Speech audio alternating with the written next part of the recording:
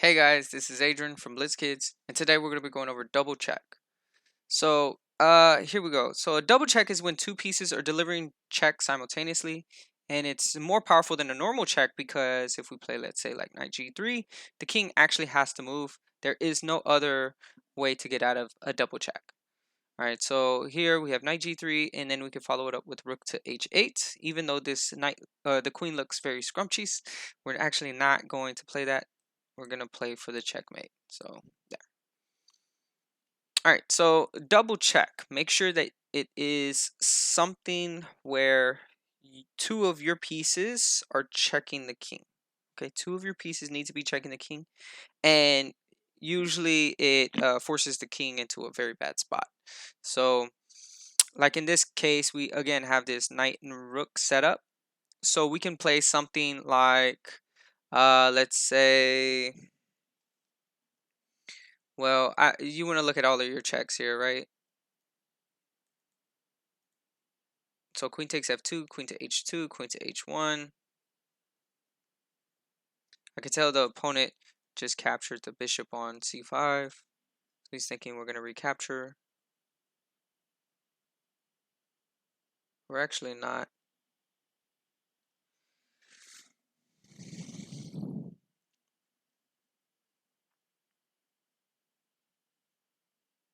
Yeah, here we can play queen to h1. So if queen takes f2, bishop takes f2, no double check. Queen to h2, then knight takes h2.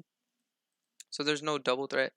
This knight is a key to this puzzle. So if queen h1 though, the king has to go to h1, and now knight to g3, we can see that the knight will be checking from this square, and the rook will also be checking from this square. So yeah, knight g3, rook to h1. All right, white to move and create a double check scenario, which will lead to a mate in 3. Go ahead and pause your videos and see if you can come up with the right answer. All right, so this is a game that was played in 1923 versus Georges and Arthur. So here, queen to d8 is check, and it forces the king, it lures the king to a very bad square that he would otherwise not want to go to. And after you do that, then we can have bishop to a5 check, attacking the king with the bishop and the rook on d1. Don't forget about that. And the king has two squares, king to c8 or back to e8. So this square or this square. And after he moves from that that d8 square, we can follow it up with rook to d8, and that'll be checkmate. Bishop a5. Double check, so he has to move. He can't block that move there because the rook was attacking 2 down the d file. And he chose the c8 square, so now I'm going to be able to play rook to d8. And if it was king e8, then it would have been rook d8 checkmate anyways. So here we go. This one is a bit tricky, so go ahead and pause your videos and see if you can come up with the correct answer. All right, so this one is, we have to be very careful because one thing that we'll notice is our opponent is actually bearing down queen takes h2 checkmate. And I think the only real way to stop that is something like g3, but we also want to look at our checks first before anything else because a check is more forceful than a checkmate threat. So here we want to look at all of our checks. So we have bishop takes d6 check, we have queen to e7 check, and queen to e8 check. And yeah, those are the 3 checks that we have. Let me unhighlight this. So if we just do them in order, none of these are double checks. But the whole key is to set up a double check. So I do see that if I play queen to e8 check, then after king takes e8, not king takes f8, not king takes e8, rook takes e8, f takes e8, clears the way for the rook on f1 to see this king, but another piece that's in the way is this bishop here. So we're doing a little bit of calculation and persistence and just switching the move orders maybe, then we can figure out the solution. So you just have to be patient here. You know that you have something here. You know that you're winning. You just have to be patient and find it. So let's first start off with queen to e8. That just to me, it looks the most promising. Queen to e8 check. We have bishop and rook takes. So if bishop takes e8, bishop takes e8, then we have, let's say we insert bishop takes d6 first. The only problem with this move is that you have a queen and a knight that can block, and we really don't want you to be able to block. We just want you to recapture. And the reason why is because we don't want this interference between the rook and this square, because it has to protect the e8 square. So what I mean by this is after queen to e8 check, bishop takes e8, bishop takes d6 check, knight to e7, then after f takes e8, notice how the king can capture here, because again, the knight is here on e7. All right, so this would not be checkmate, and we just sacrifice our queen and our bishop for nothing. So this is tricky. We have queen to d2 check, but this is absolutely silly with queen takes e7 and knight takes e7 in mind. There's no follow-up check besides bishop takes d6. But why do that whenever we could just play bishop takes d6 in the first place? Now, the problem that bishop takes d6 has is the same one as our other line, knight to e7. And then we can't follow up and do anything else. So yeah, like bishop takes, and if knight e7, it looks like queen takes e7 should do us some good. But then we have bishop takes e7, and if rook takes e7, queen takes e7. Yeah, this is just not working. He has a lot of players on that square. Alright, so now all three of them didn't work. So I'm going to go back to this original one because I did see something else. So after queen to e8 check, and let's say our opponent plays bishop takes, I also saw f takes e8 equals queen, purposely giving away that square because we have that protection by the rook. So the rook actually has to recapture, which then now this bishop takes d6 is a discovery check. And this bishop is actually eyeballing this. So he's going to have to interfere, and it's just not going to be good. So this is the move here. Just double checking. Queen, of course. And now bishop takes d6. And this is the double check that I'm talking about because it's double checkmate. He can't go anywhere. Because again, this bishop is guarding this g8 square, and the rook is attacking here on f8. So this is gonna be checkmate. All right, let's look at double check number 4. It's black to move and checkmate the opponent to mate in 4. All right, so there's actually only one double check that I can see. I see a bunch of discovered attacks, but again, a discovered attack is slightly different than a double check. So a double check would be rook f2 here. So this is the only one.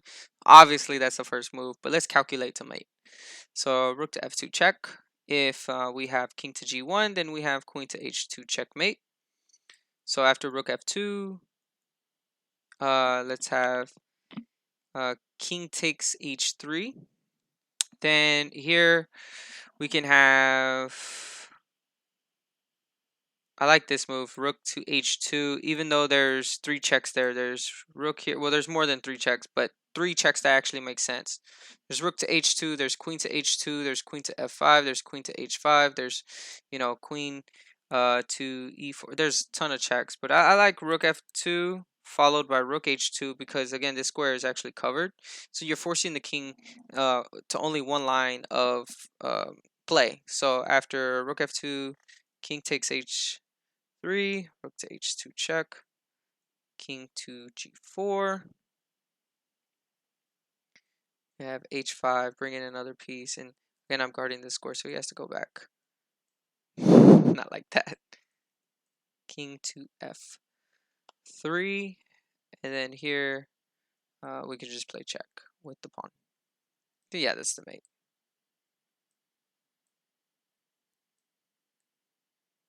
And then takes. All right. It is white to move and just win.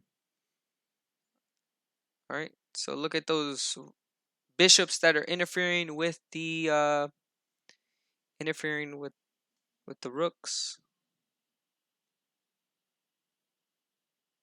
All right, again, we're going to start off our calculation with some checks. So we have bishop takes b5 check. We have e takes f7 check.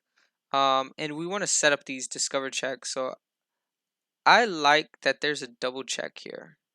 This may become useful later on. But if we play bishop takes b5 right now, that's not a double check and kind of wasted. So, and I'm using the theme as kind of like a hint here. Um, is that cheating? I don't know. But hey, if you're a smart guy, you're gonna use all of your resources. So I know it's a double check theme, so I'm actually gonna save this double check on d7. So I'm really tempted to play e takes f7 check.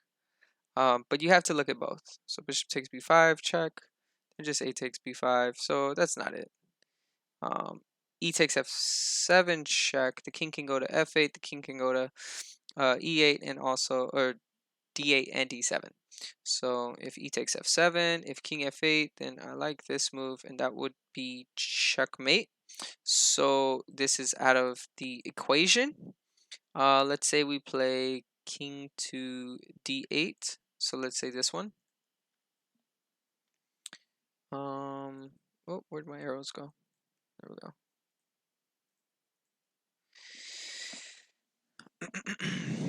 Then we have the double check scenario, but I'll play bishop to f5 check. Well, it's not double check, but it's a discover check. And the reason why I'm putting my bishop here is to guard this square here, which would then in turn force my opponent to play something like, yeah, just queen to d7. There's also this block, but it's going to lead to the same thing. So, well, no. Actually, this is probably best, not this.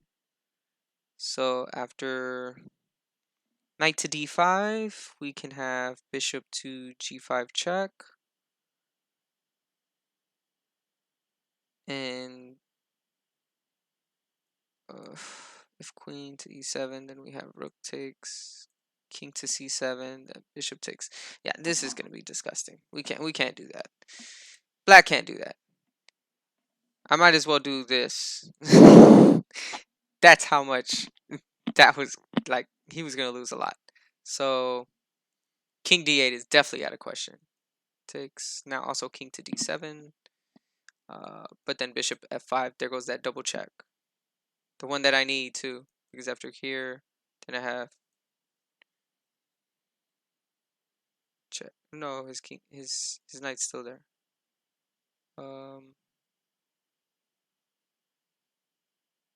So if his knight's still here, that means he has to go to c6. Then I just drop this bishop back, and everything's fine and dandy. That should be checkmate. Okay, we figured it out.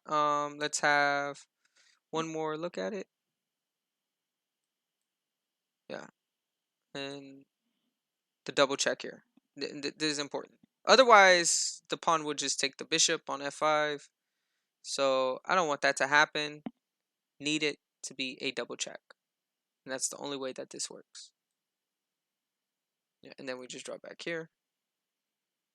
And yeah, not here because the queen can sack itself. Yeah. Oh, okay. All right. So bishop takes here. King to d7. Okay, so here I want to see if there is any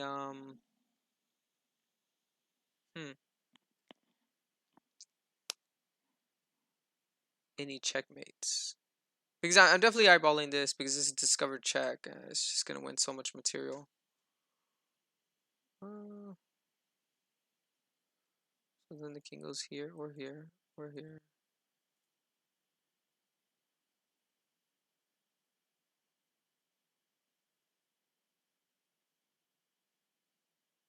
Okay. Yeah, it is bishop. Bishop takes 8. Alright, yeah, we just win massive material. It's gonna be a mate in 15. All right, let's see. All right, so that's all of the double checks. Again, a double check is just whenever two of your pieces are attacking the king.